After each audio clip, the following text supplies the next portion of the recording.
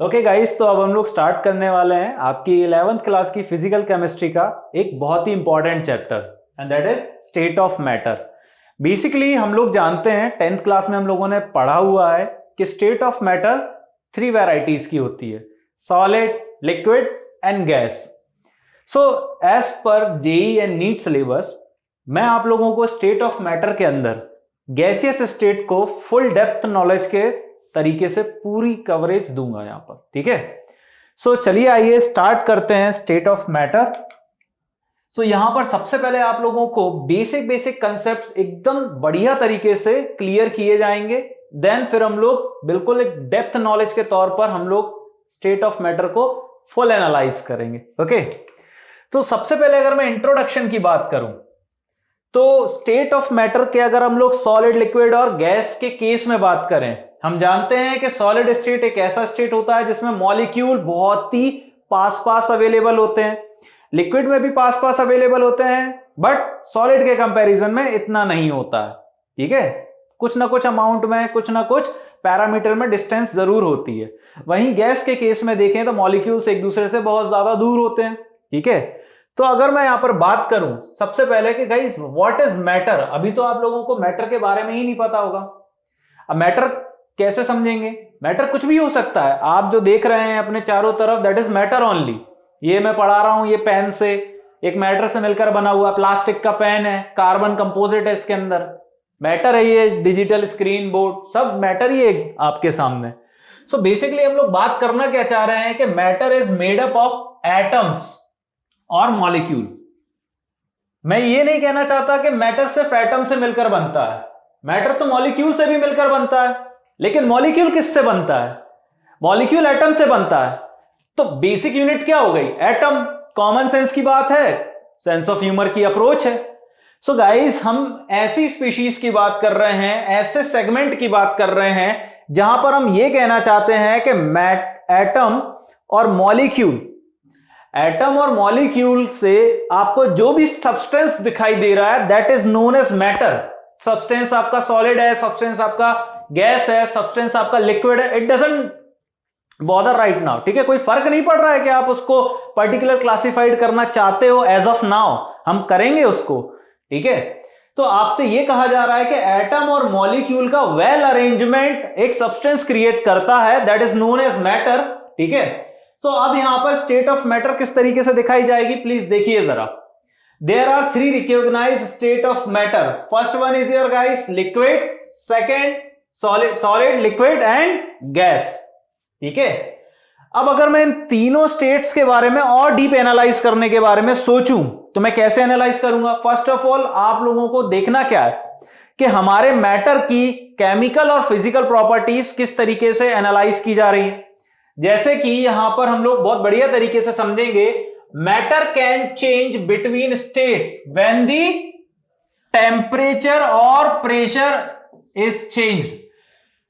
जब आपके particular system का टेम्परेचर, प्रेशर चेंज किया जाता है या वेरी करते हैं टेम्परेचर और प्रेशर पर्टिकुलर सिस्टम के लिए, तब शायद कहीं ना कहीं हमें यह ऑब्जर्वेशन होती है कि हमारे सब्सटेंस ने, हमारे मैटर ने अपने स्टेट की फेज चेंज कर ली है।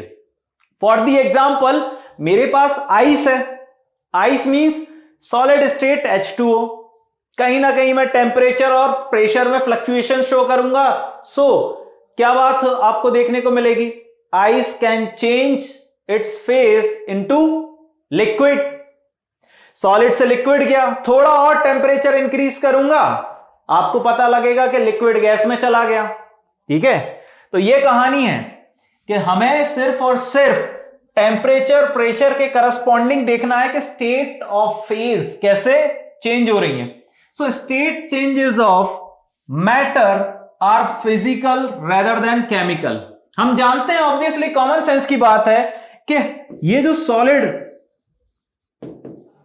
ये जो लिक्विड और ये जो गैस, ये आपकी केमिकल प्रॉपर्टीज तो नहीं है भाई। फिजिकल प्रॉपर्टीज मतलब क्या, आप समझते हैं ना? जस्ट लाइक जब आप स्कूल में थे, 8th क्लास में थे, कंप्यूटर की क्लास जाते थे, आपको बताया जाता था कि हार्डवेयर क्या होता है, सॉफ्टवेयर क्या होता है। ठीक है, जब आप 11th क्लास में आए, केमिस्ट्री आपके हाथ में आई, आपको फिजिकल केमिस्ट्री और फिजिकल प्रॉपर्टी और केमिकल प्रॉपर्टीज दिखाई गई। ठीक है, तो इस तरीके से आप ये मान के चलिए कि स्टेट चेंज जो मैटर की हो रही है वो फिजिकल प्रॉपर्टी के अंडर कंसीडर की जाएगी रेदर देन केमिकल। हाँ, ये बात और है कि केमिकल के अकॉर्डिंग भी हम देख सकते हैं, but that is different thing, वो केमिकल रिएक्टिविटी के अकॉर्डिंग देखेंगे। ठीक है, यहां तो हम टेम्परेचर प्रेशर के रिगार्डिंग देख रहे हैं। ओके, सो अब सबसे पहले हम लोग बात कर लेते हैं difference between state of matter. तो यानी कि मैं सॉलिड, लिक्विड और गैस को एक प्रॉपर तरीके से क्लासिफाइड करूंगा। ठीक है, आपकी स्क्रीन के सामने इस टेबुलर फॉर्मेट में सारी इंफॉर्मेशन बेसिक कंसेप्ट्स के अकॉर्डिंग रिप्रेजेंट की गई हैं। चलिए नजर मारते हैं एक बार। सबसे पहले हम लोग बात करेंगे गैस के बारे में, फिर बात करेंगे लिक्विड, देन सॉलिड के बारे में। आइए जरा फर्स्ट पॉइंट पर नजर मारते हैं। सबसे पहले आप लोगों को यह बताया गया है कि assume the shape and volume of its container. Gas को जिस कंटेनर में डाला जाएगा, कंटेनर की शेप जो भी हो, चाहे आपका कंटेनर सिलेंड्रिकल हो, चाहे आपका कंटेनर क्यूबिकल हो, ठीक है, या फिर आपका कंटेनर स्फेरिकल हो, जिस शेप के, जिस वॉल्यूम के कंटेनर में गैस को फिल किया जाएगा, गैस भी उसी शेप के अकॉर्डिंग, उसी वॉल्यूम के अकॉर्डिंग अपने आप को अज्यूम करेगी। समझ में आ रही है मेरी बात? फिर हम अगर लिक्विड की बात करें तो लिक्विड का भी सेम केस है। मतलब कि गाइस, अगर आपका कंटेनर स्फेरिकल है तो आपने उसमें लिक्विड सब्सटेंस डाला तो लिक्विड अपने आप को स्फेरिकल अज्यूम कर रहा है। So it assume the shape of the part of the container which it occupies. Liquid container में जितना ऑक्यूपिकेशन दिखा रहा है उतने की हम बात कर रहे हैं। अब गैस क्या है? गैसियस पार्टिकल कंटेनर में चारों दिशाओं में जगह घेर सकते हैं। ठीक है, जैसे कि मैं इस क्यूबिकल शेप के रूम में इस वक्त आपको पढ़ा रहा हूं। मैं जानता हूं कि इस रूम में जो ऑक्सीजन है, यहां पर आप देख सकते हैं टॉप कॉर्नर पर भी मुझे ऑक्सीजन का एहसास होगा, यहां पर भी बॉटम पर मुझे ऑक्सीजन का एहसास होगा। यानी कि ऑक्सीजन के गैसियस पार्टिकल ने इस क्यूबिकल रूम में सारी जगह ऑक्यूपिकेशन शो करी है। लेकिन अगर मान लीजिए इस क्यूबिकल रूम में मैं अभी लिक्विड लेकर आ जाऊं, यानी कि अगर मैं 10 लीटर पानी इस रूम के अंदर भर दूं तो ये उतना ही वॉल्यूम ऑक्यूपाई करेगी जितने में ये फैला होगा। ऐसा थोड़ी है कि जमीन पे पड़ा है पानी तोड़ के छत पे चला गया ऑक्यूपिकेशन शो करने के लिए। सो गाइस, उतने ही पार्ट में लिक्विड अपना ऑक्यूपेशन दिखाएगा जहां जहां उसकी पहुंच है। सॉलिड की अगर बात करें तो बिल्कुल फिक्स्ड चीज है, ये फिक्स्ड वॉल्यूम और फिक्स्ड शेप ही रिटेन कर सकता है, ऑक्यूपाई कर सकता है। फिर बात करते हैं हम लोग सेकेंड पॉइंट की।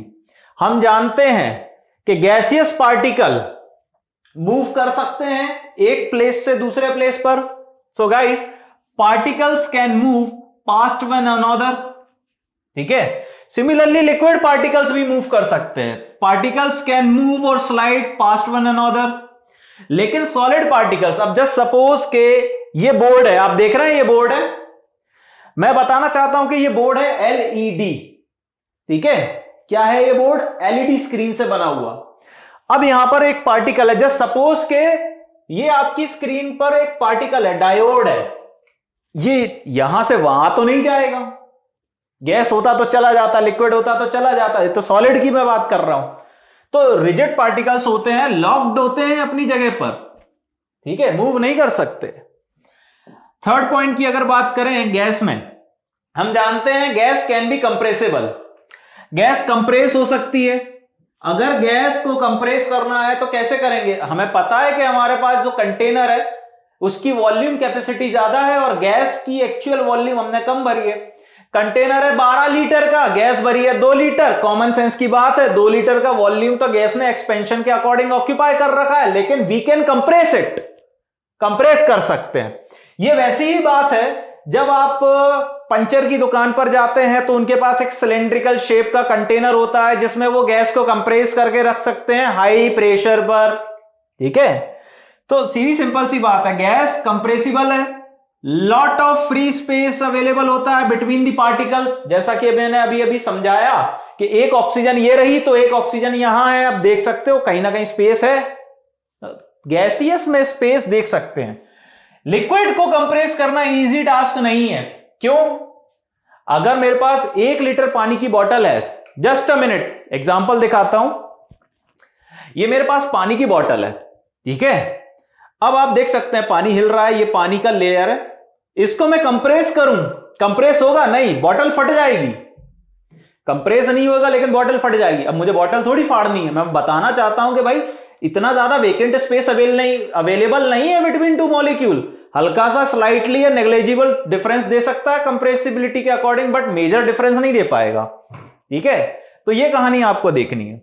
सो इजिली नॉट कंप्रेसिबल और little bit space available between two particles और मॉलिक्यूल और एटम व्हाटएवर, ठीक है। सॉलिड में तो भाई आसान है ही नहीं क्या आप कंप्रेस कर पाओ, बहुत ही कम वेकेंट स्पेस अवेलेबल है। लेकिन सॉलिड का भी केस होता है, सॉलिड भी तो 2 वैरायटी से अवेलेबल होता है, क्रिस्टलाइन, अमॉर्फस। अमॉर्फस में स्पंज ले लीजिए, कंप्रेसिबल हो जाएगा क्योंकि जो अमॉर्फस सॉलिड है उसमें बीच बीच में कहीं ना कहीं वॉइड्स अवेलेबल है, इंटरस्टिशियल पोजीशन अवेलेबल है, कंप्रेस करोगे तो इंटरस्टिशियल पोजीशन खत्म हो जाएगी, तो क्या कंप्रेसिबिलिटी हमें दिख जाएगी। लेकिन अगर मान के चलो ये बोर्ड है, मैं इसको पुश कर रहा हूं कि भाई तू और फ्लैट हो जा, नहीं होगा क्या? नहीं होगा, ठीक है, ज्यादा स्पेस ही अवेलेबल नहीं है। फिर हम बात करेंगे आगे की कहानी की। गैस का फ्लो बहुत इजीली होता है, जस्ट सपोज कि मैं ब्लो कर रहा हूं मुंह से, मेरे मुंह से निकली हुई एयर इजीली फ्लो हो रही है, एसी चल रहा है भाई रूम में, एसी से निकली हुई एयर इजीली फ्लो हो रही है, सो इट फ्लोज इजीली, ठीक है। Particle can move past one another, अभी अभी बात हुई थी। लिक्विड भी इजीली फ्लो कर सकती है, लेकिन उस पर डिपेंड करता है उसकी हाई डेंसिटी है लो डेंसिटी है, like petrol and honey. Petrol जो है इजीली फ्लो कर जाएगा, ऊपर से नीचे गिरा है टपक गया, कुछ सेकंड्स लगे। हनी को टपकाने की कोशिश की तो हनी ने 10 सेकंड ले लिया भाई टपकने में, भाई कितना गाढ़ा सब्सटेंस है। तो ये बात है, लिक्विड भी इजीली फ्लो कर सकता है, ठीक है, but it depends on their density. So flow easily, particle can move slide past one another, ठीक है, ये मैंने आपको बता दिया। सॉलिड का केस है, अब मैं इसको मूव करने की कोशिश करूं, हो रहा है क्या मूव? नहीं हो रहा, क्यों? एक तो फोर्स भी लग रही है, दूसरी बात रिजिड है, ठीक है। डज नॉट फ्लो इजिली क्योंकि rigid particles can not move और slide past one another, okay. Now focus on this. भाई हम जानते हैं कि गैस के पार्टिकल्स पास तो होते ही नहीं है, ग्रेट डिस्टेंस पर अवेलेबल होते हैं एक दूसरे के रिस्पेक्ट में, लोअर डेंसिटी में गैस के मामले में कह सकता हूं, ठीक है। So guys, lower density, liquid की डेंसिटी डिपेंड करती है सब्सटेंस पर, ठीक है, बट फिर भी मैं इसको इस तरीके से तो इंडिकेट कर ही सकता हूं। इंडिकेट कैसे करूंगा? इंटरमीडिएट डेंसिटी मैंने बोल दिया, तो अब इंटरमीडिएट में तुम हाई बोल लो, लो बोल लो या एवरेज बोल लो, एक ही बात है, ठीक है, हाई और लो के बीच में बोल लो इंटरमीडिएट या एवरेज। फिर सॉलिड की डेंसिटी ऑब्वियसली कॉमन सेंस यार high, okay. Now just focus on this 6th point, ठीक है। अब आपको दिखाया जाएगा कि वेरी स्मॉल इंटरन्यूक्लियर अट्रैक्शन होता है। जस्ट सपोज ये रहा एक ऑक्सीजन, मुझे नहीं दिख रहा, आपको भी नहीं दिख रहा, बट अज्यूम इट, ये रहा एक ऑक्सीजन, ये पड़ा दूसरा ऑक्सीजन, अट्रैक्शन हो रहा है क्या? अरे दूर दूर है भाई, कहां से अट्रैक्शन होगा, ठीक है। और दूसरी बात, हाई काइनेटिक एनर्जी होती है। काइनेटिक एनर्जी हाई कैसे? मान लीजिए एक गैस है, कंटेनर में बंद कर दिया, कंटेनर में दिया टेम्परेचर, कंटेनर गर्म हो रहा है, अंदर वाली गैस गर्म हो रही है, पार्टिकल्स मूव कर रहे हैं हाई वेलोसिटी के साथ, काइनेटिक एनर्जी तो टेम्परेचर के प्रोपोर्शनली होती है वैसे भी। सो कॉमन सेंस वाली बात है, हाई काइनेटिक एनर्जी शो कर सकते हैं गैसियस पार्टिकल्स, ठीक है। फिर हम बात करेंगे लिक्विड स्टेट की, तो भाई कंसिडरेबल, ठीक है, कंसिडरेबल इंटरमोलिकुलर अट्रैक्शन, यानी कि कंसिडर कर सकते हैं इंटरमोलिकुलर अट्रैक्शन, जैसे कि कई बार हम लिक्विड के केस में क्या देखते हैं, हाइड्रोजन बॉन्डिंग भी देख लेते हैं, ठीक है। और चलो नहीं भी देखते, कोई कोई ऐसे भी सब्सटेंस आते हैं ना, जैसे पानी और ऑयल हो गया।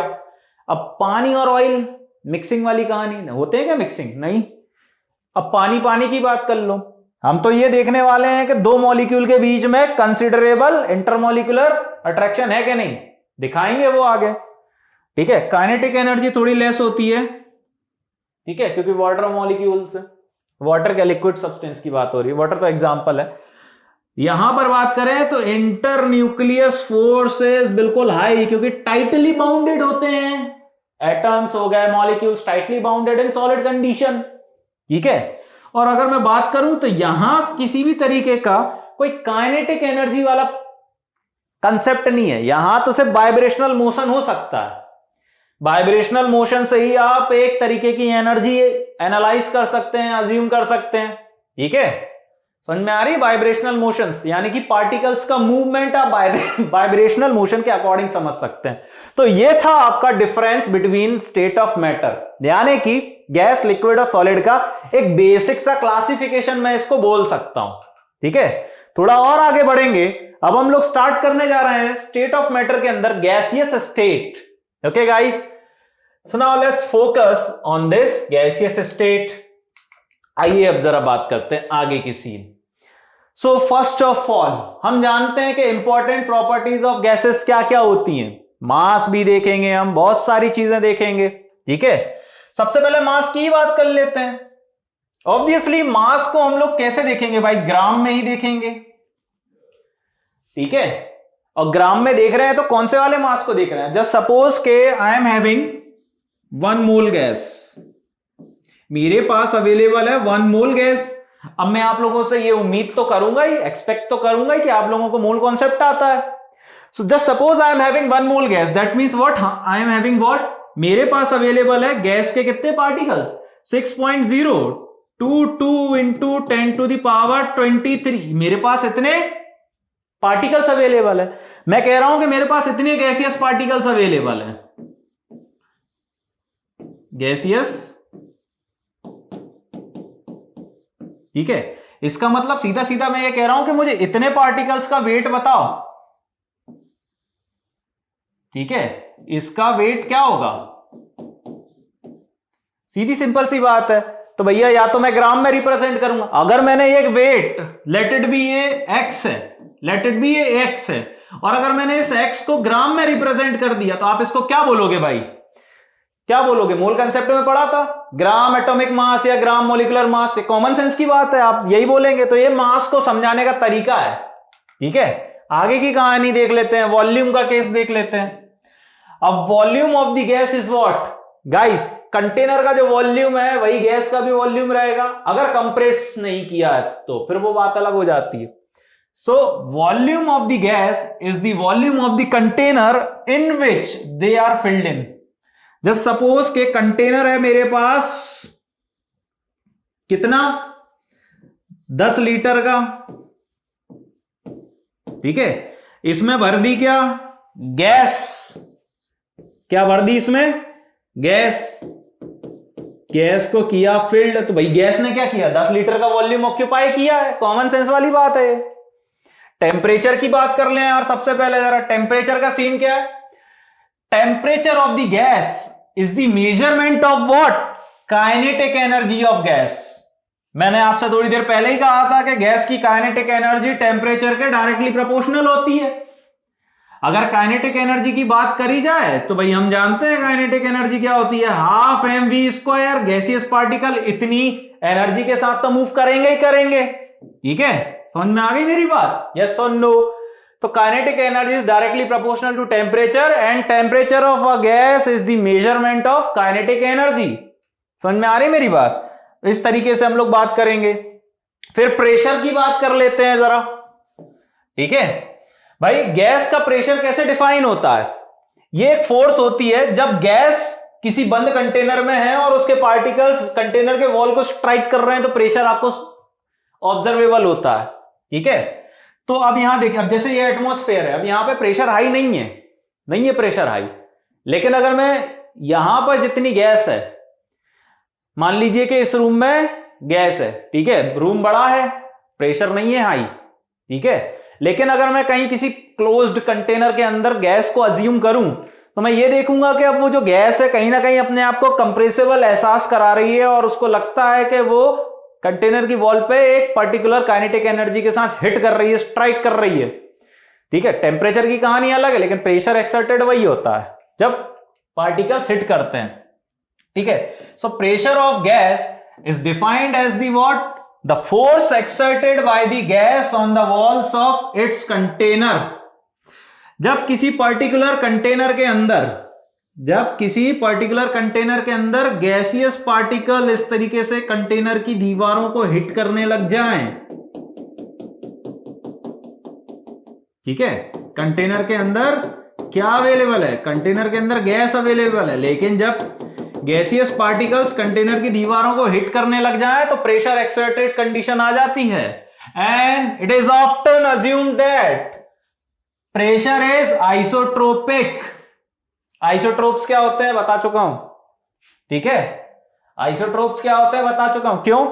अरे जरूरी, देखो आइसोट्रोप्स का मतलब क्या होता है, समझ रहे हो ना, सेम टाइप की गैस यार, it is the same in all direction, 3 dimension. यानी कि अब अगर मान लीजिए कि ये बेटा क्या है आपका गैसियस पार्टिकल, तो बेटा ये आपका आगे भी जा सकता है, ठीक है, समझ रहे हैं मेरी बात, मैं क्या कहना चाह रहा हूं, मतलब एक्स एक्सेस में भी चला जाएगा, वाई एक्सेस में भी मूव कर देगा, जेड एक्सेस में भी मूव कर देगा।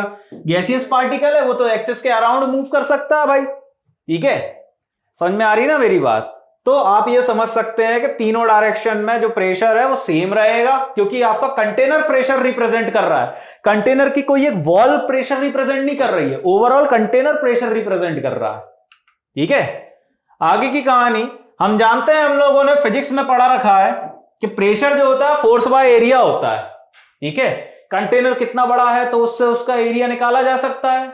और रही बात फोर्स की, तो आपको अलग से वैल्यू मिल जाएगी, force is equal to what, M A, है ना। तो इसे मैं और अच्छे से कैसे लिखूंगा भाई, सीधी सिंपल सी बात है कि मैं जानता हूं, we know that force is what guys, M A, ठीक है। ए का मतलब क्या होता है, एक्सेलरेशन, एम का मतलब मास। लेकिन अगर मैं इस ए को जी से रिप्रेजेंट कर दूं, तो सीधी सिंपल सी बात है भाई, मैंने क्या लिखा हुआ है, ये लिखा हुआ है बेटा आपका एफ डिवाइडेड बाई एरिया, ठीक है। एफ को कह दिया जा रहा है कि बेटा तुम हो एम जी, तो यही तो लिखा है एम जी बाई ए, यही तो लिखा है एम जी बाई ए। अब कॉमन सेंस वाली बात है भाई, मास, हम जानते हैं मास को कैसे रिप्रेजेंट किया जा सकता है भाई, हम जानते हैं मास को वॉल्यूम इनटू डेंसिटी से रिप्रेजेंट किया जा सकता है, तो यही तो लिखा है, मास को और अच्छे से रिप्रेजेंट कर दिया गया है, कैसे, volume into density, g as it is, area as it is. Pressure को अलग अलग रिप्रेजेंटेशन में आपको दिखाया जा रहा है, ताकि आप अलग अलग क्वेश्चन की सिचुएशन के अकॉर्डिंग कंसीडरेबल फॉर्मूला यूज कर सकें, ठीक है।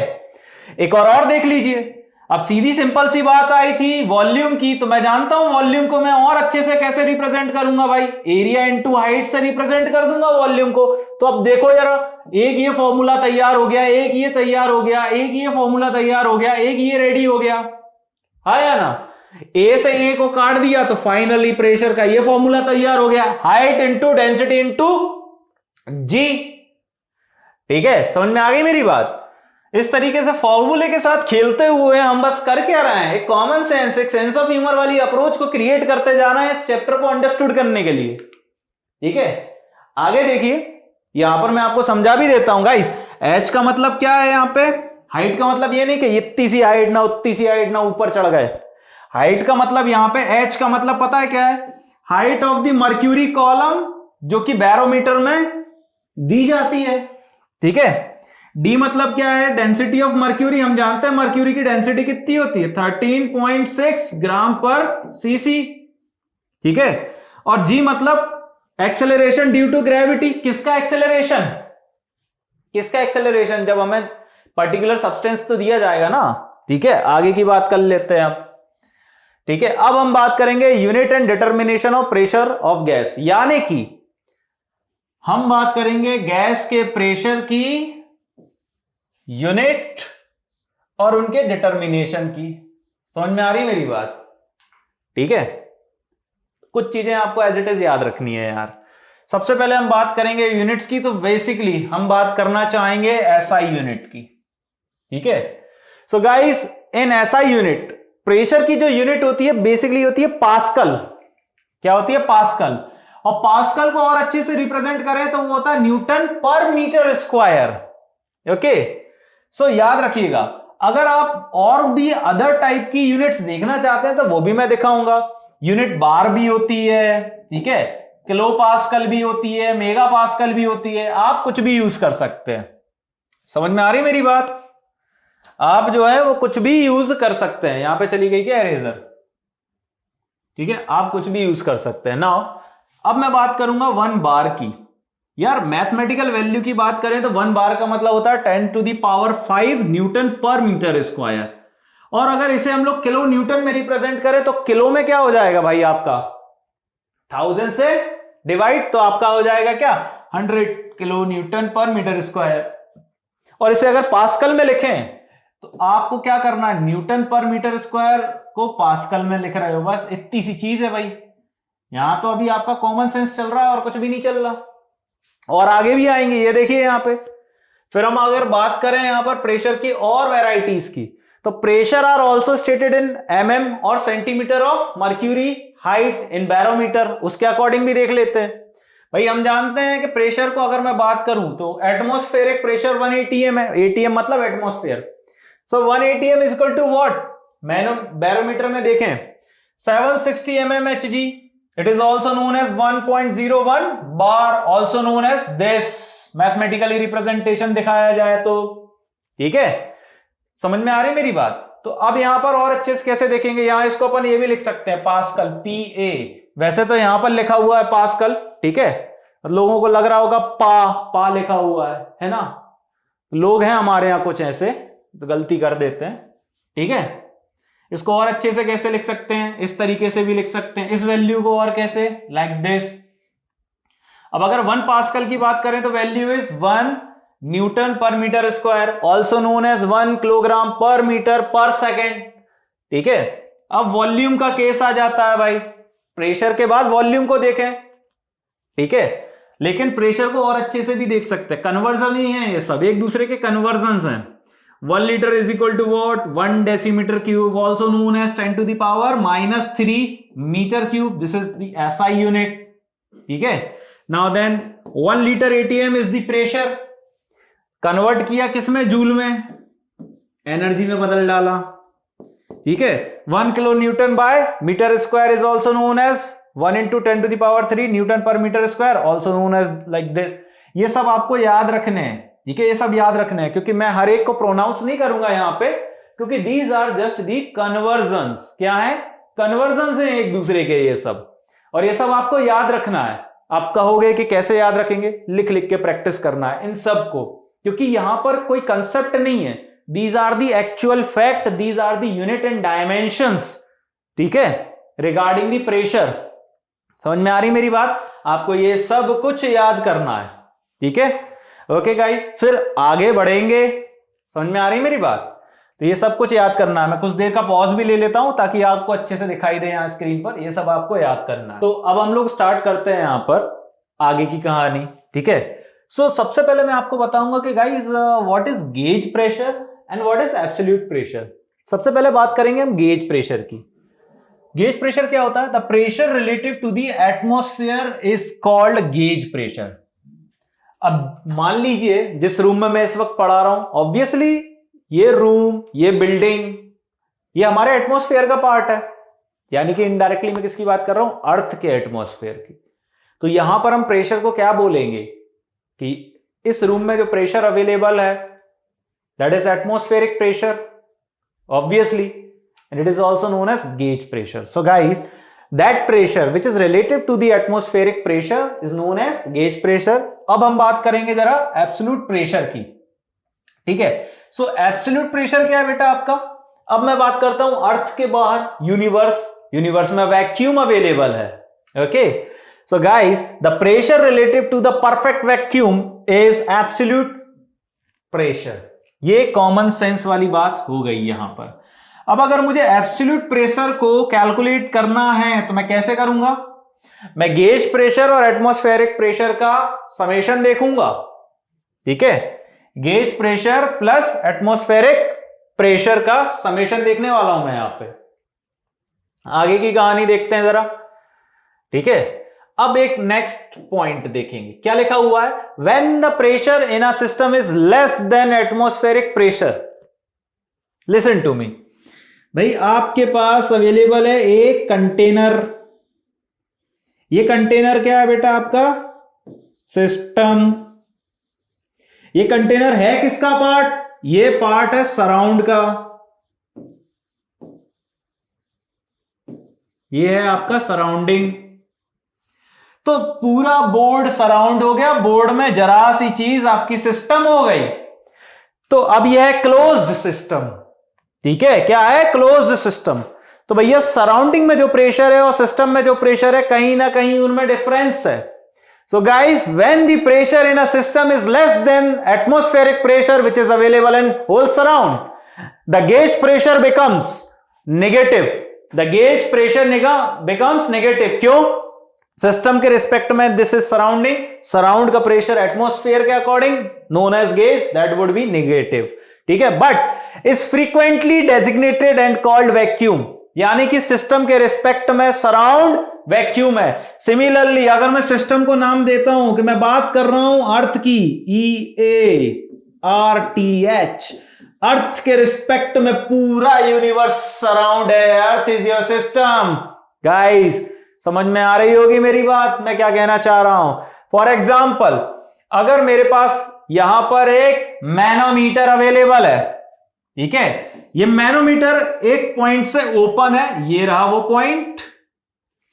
अब यहां देखिएगा, manometer is connected with container which is spherical in shape and some amount of other gas या सम अमाउंट ऑफ एक गैस अवेलेबल है इस कंटेनर में, और वो एक स्टॉप कॉर्क से जुड़ी हुई है, यानी कि अभी गैस फ्लो नहीं हो रही है। तो यहां पर आपको मर्क्यूरी कॉलम भी दिखाया जा रहा है, ठीक है। सो इनिशियली आपकी ये है क्या, एटमॉस्फेरिक प्रेशर, एटमॉस्फेरिक प्रेशर इस पॉइंट पर। जैसे ही आपने इस स्टॉप कॉर्क को ओपन किया, आपकी गैस फ्लो हुई, मर्क्यूरी को धक्का लगाया, मर्क्यूरी उठी उठी उठी उठी और H हाइट ऊपर उठ गई, तो ये क्या हो जाएगा, गैस का प्रेशर बन जाएगा एक। आपको पता लगेगा कि मर्क्यूरी की हाइट कितनी उठी है, that would be your pressure of gas, ठीक है। अब अगर मैं बात करूं यहां पर कि एटमॉस्फेरिक प्रेशर कितना था, तो आप क्या बोलोगे एटमॉस्फेरिक प्रेशर को, एटमॉस्फेरिक प्रेशर में आप क्या बोलेंगे, एब्सोल्यूट चाहिए ना आपको, ठीक है, that is P ATM plus P is equal to what, P gas. P क्या था, P is your H into D into G, थोड़ी देर पहले ही हम लोगों ने बात की थी, ठीक है। So P ATM plus H into D into G is equal to what, pressure of your gas, ठीक है। इस तरीके से हम लोग देखेंगे। सो अगर बात कर ली जाए, ठीक है, तो एक पैरामीटर की तो मैं आपको बताना चाहता हूं यहां पर, ऐसी सिचुएशन में 76 mm of Hg is the normal pressure, 76 mm of Hg, यार या तो आप ये बोल लो 760 mm of Hg, या फिर आप इसको ये बोल लो 76 सेंटीमीटर ऑफ Hg, ठीक है। ये समझ में आ रही मेरी बात। फिर हम बात करेंगे यहां पे एक 16 की, ये क्या है बेटा हमारा, 16 इज व्हाट गाइस, अगर मैं बात करूं H into D into G की, तो इस पैरामीटर की बात कर ली जाए तो that would be your 60। Show करना है रिजल्ट, आप कैसे शो करेंगे इस रिजल्ट को, 1.013 that is equal to what, 0.80 bar, ठीक है, 0.80 बार। और ये कब, जब आपको यहां पे प्रीवियसली वापस आते हैं, आपको बोल रहे हैं कि क्या 16 सेंटीमीटर का वैक्यूम विल बी 16 सेंटीमीटर का वैक्यूम है। 16 सेंटीमीटर का वैक्यूम आप समझते हो, हाइट दे दी गई है आपको, H दे दिया गया है, क्या दे दिया गया है, H, ठीक है। समझ में आ रही मेरी बात, इस तरीके से आपको देखना है, ठीक है। थोड़ा और आगे बढ़ लिया जाए, फिर हम बात करेंगे pressure is measured using a manometer which is a simple device with a horizontal arm and a U-tube carrying mercury or any other suitable liquid, वैसे मर्क्यूरी ही लेते हैं, ठीक है। तो ये आपका एक मैनोमीटर है, इस तरीके का। समझ में आ रही मेरी बात?